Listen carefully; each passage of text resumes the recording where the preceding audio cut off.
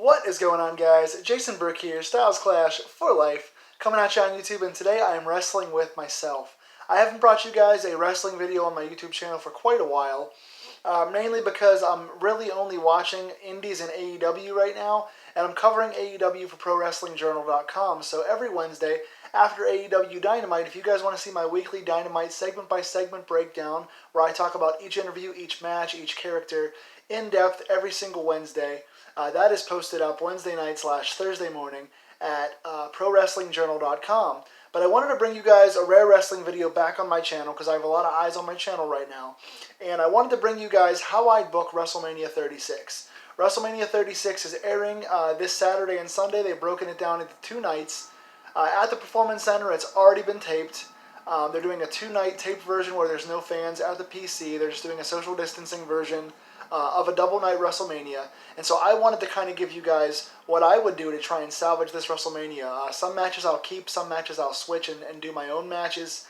But I want to find a way to make this the best possible WrestleMania under the circumstances that we could possibly have. And with that, I'm going to keep the 2-night format. I'm going to keep the Saturday and Sunday, and I'm going to keep the show to 12 matches. I'm going to do 6 matches on Saturday and 6 on Sunday. I've broken it down into 12 matches over 2 nights, and the best 12 matches go on the show. I am in my company. Nobody's going to be injured or sick. Nobody's pulling out of the show, so I'm going to have this show exactly with the entire roster at my disposal. I'm not counting any injuries or sicknesses. I'm also, in my company, there's no women's tag titles. I've gotten rid of those. Those are gone. I don't think we need those. We already have several good women's titles that are pushed much better than the women's tag titles. No 24/7 title. That title's gone. It's run its course. The comedy thing's over now. It's gone. And we're not featuring any NXT talent on this show. It's going to be a main roster show only. So with that being said, I'm going to give you guys my breakdown of the 12 matches, 6 and 6 on this show, and just kind of give you guys my take on how to make some stars. WWE right now, Raw and SmackDown, they've decided they don't want to make any more stars. They've decided that after John Cena, they will no longer make any larger-than-life stars in the company. Vince has said he's tired of guys leaving him. He's tired of making guys like Rock and Austin who go off to do movies and all that or get injured, or a CM Punk who goes away and hates the company. He wants everyone to kind of be the same now, and that goes against the principle of business, and that's why ratings are down and no one's watching. So I'm going to make some stars in this video. I'm going to do my best to salvage the roster and create with you guys a compelling 2-night show for just my take on WrestleMania. Some of you guys might like this, some of you guys might hate this, some of you guys might think my views are bad or the current card is better, but stick with me and see if you guys like what I have come up with. So, night 1. And again, the remaining, all 8 remaining titles on the main roster will be defended on my show, as they should be. There's the Raw World title, the SmackDown World title, the IC title, the US title, both sets of tag titles, and both sets of women's titles. So we have 8 titles total, 4 on each brand, and all the other belts are discontinued. So on night 1, we have the US title match. It's going to be a 6-way ladder match. Kick off the show hot. Bring back the days of what felt like the old Money in the Bank matches or the IC title ladder matches. Make a hot, fast-paced ladder match to open up your show. I know putting a ladder match on a show with no audience is kind of hard for the guys, but it's WrestleMania. Give the US title the spotlight. We're going to make every title matter in this company going forward, so the winners of the championships will not lose these belts again for at least 6 months, if not like a year. I want these title reigns going forward from here on out to last a long time, at least 6 months each, because the belts have to matter. Championships have to matter in this. So for the US title, you got your 6-way. You got your champion, Andrade Cien Almas, Angel Garza. You have Seth Rollins, Buddy Murphy, Rey Mysterio, and Ricochet. So you've got some big names, you've got some legendary names, you've got some current high flyers. You have 6 risk-taking, high-flying athletes in this opening ladder match, and Angel Garza is going to get the win. I want Angel Garza to really shine here. Ricochet can do big spots, 630 off the ladder or whatever he wants to do. I want to rehab Ricochet as well, and I want this to be the next big feud, Angel Garza against Ricochet going forward. But Angel Garza has the charisma, he's got potential mic skills, he has the persona, he's got the crowd on his side, he's got the wrestling, he's got the Hispanic thing going for him. He is a great athlete, and he's the future of this division. So he is the long-term US champ, and I think a feud with him and Ricochet would really be good going forward for the mid-card of this company. It rehabs both Ricochet and the US title on Garza. Then we have for the Raw Tag Team Championships, I'm keeping this one. The Street Profits defend against the War Raiders. I think War Raiders get the win here. You can build around these two tag teams. You have the charismatic talkers and the Street Profits and the big power guys and the War Raiders. You can do a nice power versus speed showcase here. Really fun match, highlighting two of the best teams on your roster. I think War Raiders are the future of this division. I think you build around those guys and they hold the belts for, like I said, 6 to 8 months. And they don't lose for a long time because they're big, they're agile, they're strong, they look great.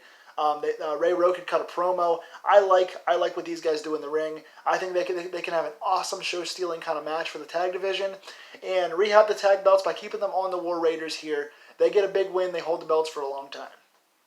Then for the SmackDown Women's Championship one-on-one, Bayley versus Sasha Banks. They've had this going forever. They've been on and off for a long, long time. They've switched heel and face and heel and face. These are two of your cornerstones of your SmackDown Women's division, two of your best in the company. I want a one-on-one match here, and I want to see the double turn work well here. I want Bayley to go back to being face full-time. She can have more edge. She doesn't have to go back to being the hugger and being soft. She can have a little more edge like she has now, but I want Bayley to go back to being face. I want Sasha to cheat to win this title here. Bayley thinks about going after Sasha with a chair when the referee's down. Instead, she doesn't. She holds back for her friend. She thinks of the friendship.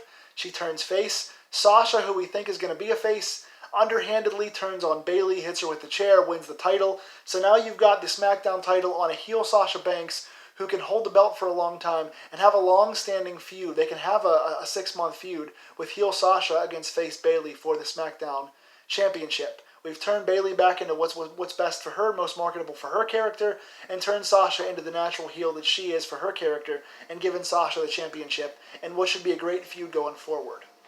The fourth match on this show, Otis versus Dolph Ziggler. This has been the best built feud in the actual WWE. They've done a good job with this over the last several months. I want to give Otis the big feel-good win here. You can have it revealed that Sonya Deville is behind the whole thing, keeping Otis apart from Mandy Rose. So Sonya can turn heel.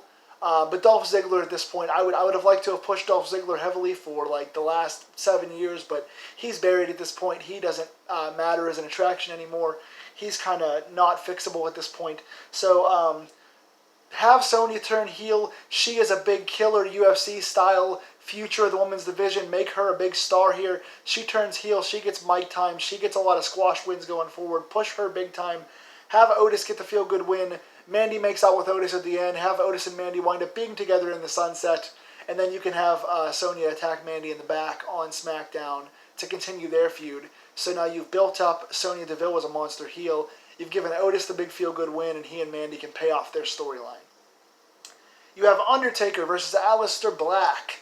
Undertaker is going to call Aleister Black out leading up to this match. Taker goes, you know what, for the last 10 years, during the whole streak thing, everyone always calls me out and picks me. I'm going to pick someone this time. I'm the veteran. I've been here the longest. I know who the future is. I'm calling out Aleister Black. I want to see if this guy's all hype. I think he has what it takes to be the future of this company, but I want to see if he can really put me down so that he can be the future of the company, or if he's all hype and I have to keep carrying this thing. So Taker calls out Black. They have a good, a bunch of graveyard stuff, do a bunch of dark stuff, accentuate Black's character, let Black talk on the mic a little more, add his character and his mic skills to his mystique, do a lot of backstage and graveyard vignettes, build him up. And Aleister Black wins in pretty quick fashion here. Have him kick out of the tombstone, have him reverse a chokeslam, kind of jump out of it, right into the Black Mass, pin Taker, 1, 2, 3, arms across the chest. Taker gets up, they do a stare down. Taker takes off his gloves and his hat and hands them to Aleister Black, passing the torch, like Taker did for Lesnar years and years ago when he endorsed Lesnar in like 2003. This way, Taker rides off into the sunset. He has a good last match with a fitting opponent. They have a good dark build-up and a good feud. Good quick match here. Taker passes the torch and rides off into the sunset. Aleister Black gets a statement win against the legend here and goes on to be a major part of this company. Main event of night 1, SmackDown World Title. Goldberg defends against Bray Wyatt, The Fiend. Goldberg needs an opponent. We don't need Roman Reigns. Roman Reigns is already Teflon. He's bulletproof. He's the future of the company for them. He's the guy the machine is behind. He came back from cancer, so the crowd's not going to hate him anymore. Reigns is the future. He's not even on this card. Let him actually stay home because he actually has an immune system thing. He's already built. He's going to be in the main event plans for years to come. Let him stay home on this show. We don't need Braun Strowman. He needs to get fixed a different time. He is kind of too buried right now. We're going to give this belt back to Bray Wyatt. Wyatt comes out and quickly beats Goldberg to avenge his loss. He says that he wasn't himself when he lost the fight. His mind was on somebody else. Have that be the next big feud. But Wyatt beats Goldberg here. Goldberg can retire or wait until next year to come back. Wyatt gets the belt back and holds this for a year. Wyatt wins at the end of night 1. Aleister Black comes out on the stage. They have a stare down because they're both dark, haunting characters. And now you've got Bray Wyatt, who has the world title. He's not going to lose the world title for a year. He only wrestles 12 times over the next year, once a month on pay-per-view. If even that, maybe even 10 times over the next year. Give him one match on SmackDown or something. Wyatt goes undefeated. He goes 10-0 or 12-0 in the next year. And then finally builds up for the next year how they did like the Wyatt and Roman Reigns thing, anyone but you, Roman. He can do anybody but you, Tyler Black kind of thing, or Aleister Black kind of thing, I'm sorry. And they can feud for the title at next year's Mania where you can crown Aleister Black. So we set up Black as being a major player. We give Wyatt his win back. Wyatt gets the belt back and rehabs his career by going undefeated for a year and reestablishes himself in the championship. Now on to night 2. We open up with a 3-way dance. Edge versus Orton versus Styles. I wanted to keep Edge versus Orton because it's one of the best built feuds in the entire company. But I took AJ out of the Taker match, so I wanted to give him a big match here and a big feel to kick off night 2. So I have him come down and insert himself into this kind of opening main event match here with a 3-way dance. And these three can have a great no DQ 3-way dance with three stars. And Styles gets the win here. Edge is going to be on a part-time schedule. Randy Orton is probably on his way out fairly soon. He's getting long in the tooth. And I know AJ's been around for a while and he's 42. But of the three, he's got the most overall talent to be a full-time guy. And I think he has the longest run left in him out of the three of these guys. So Edge can take down Orton and get his revenge on Randy Orton, take him out of the match. And then AJ can pin Edge, giving him the huge rub like Mick Foley did for Edge years ago. So Edge gets the win here. Intercontinental title, I'm doing Sami Zayn against Cesaro. I think Cesaro is a future star. He's a good talker. He has great size. He has a great look. He's super, super strong. He's one of the best workers in the entire business. Cesaro's got every tool to be a star. Paul Heyman comes down and makes a Paul Heyman guy. He says, you know what, Brock Lesnar is at some point on his way out if he wants to go to UFC again, whatever. Brock can't do this forever. He doesn't want to be here too much longer. He's too good for the business. I need some current guys. And Cesaro, I owe you after all those years. I'm sorry for what I did. I'm sorry for putting Lesnar over you all those years, whatever. Anyway, I'm kind of beating around this promo, but Heyman recruits Cesaro. So Cesaro turns on his buddy Zayn and gets this IC title match, and Cesaro gets the win here. These two, Cesaro and Zayn, have great chemistry. They're going to have an absolute show-stealing, weekend-stealing match. Cesaro gets the win. He's going to rehab the IC belt the same way that Angel Garza rehabs the U.S. title. He's going to take it like 8 to 10 months and be the workhorse championship, defend it all the time and retain it all the time. He's going to go on like an 8-month winning streak with this belt. All of a sudden, the IC belt is, the IC belt is the workhorse championship again, like it used to be in the 90s. Cesaro is Teflon again. Heyman's got a new force in the company, and Cesaro can eventually, within like 10 months, turn on Heyman and say, you know what? Now that I used you to get this title and get more pull in the company, and now that I'm a huge star, I'm dumping you. I'm going after Lesnar because just like you dumped me for Lesnar all those years ago and neglected me. So Cesaro can turn on Heyman, and you can have a big Lesnar-Cesaro match at WrestleMania, even if it's for the IC belt. You make the belt more prestigious by a main event match at Mania next year, with Cesaro and Lesnar just going at two big hosses that are athletic. So that's my plan, to rehab the IC title and rehab Cesaro.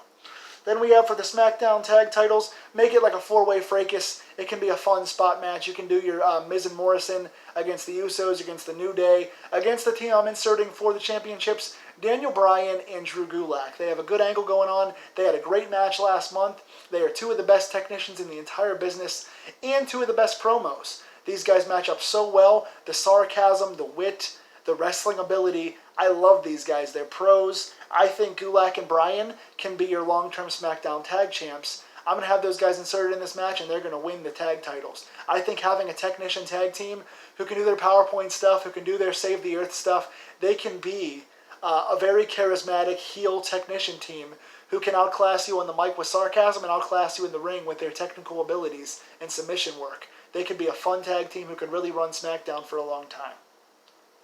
Then we do Kevin Owens versus John Cena. Cena needs a big match on this show.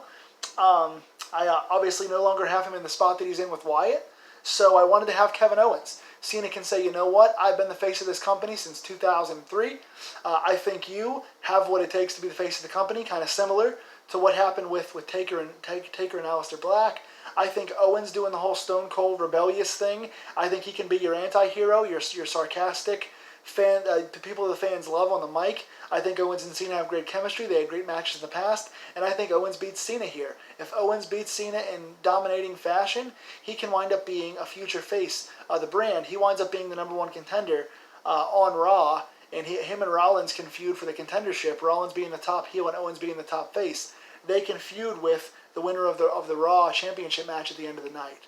So I think Owens getting a big win over Cena here makes him a top guy, and I think he has what it takes. So I build the Raw brand around him among a few other guys. Then for the Raw Women's Championship, we do Becky defending against Shayna Baszler.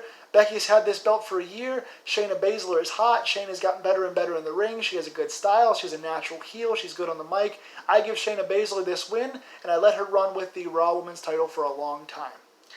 Then we have, for the Raw World title, your main event, we have, I'm keeping Brock Lesnar versus Drew McIntyre. McIntyre's another guy with all the tools. McIntyre, he can talk. He has a good feel-good story. He came back after being dismissed in the three-man band thing, going to TNA, going to Indies. He rehabbed his career. He's got talking ability. He looks great. He's athletic. He's good in the ring. It's just everything about him is great. I think he beats Lesnar here in a good definitive hoss brawl. Give this a good 10 minutes of suplexes and battering and brawling, and I think McIntyre gets the win. Lesnar can go away for a while. McIntyre is your new world champion, and you can build the Raw brand. So your SmackDown brand is now built around guys like Cesaro, guys like Wyatt, guys like Aleister Black.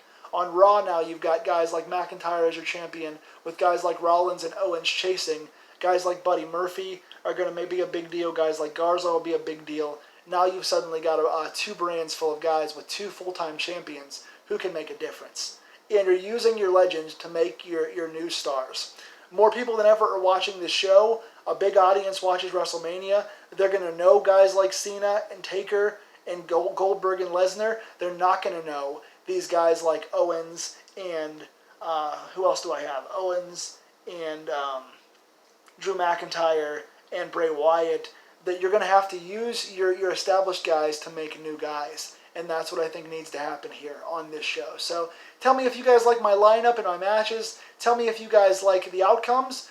How would you guys book the current WrestleMania card, and how would you guys book it if you had the book like I do? I threw this together. I hope it's thorough enough. I hope you guys understand what I'm going for. Tell me in the comments below what you think of my card and who you would build the company around going forward and trying to rehab this company and make new stars and cut down the content to make it palatable for casual and lapsed wrestling fans.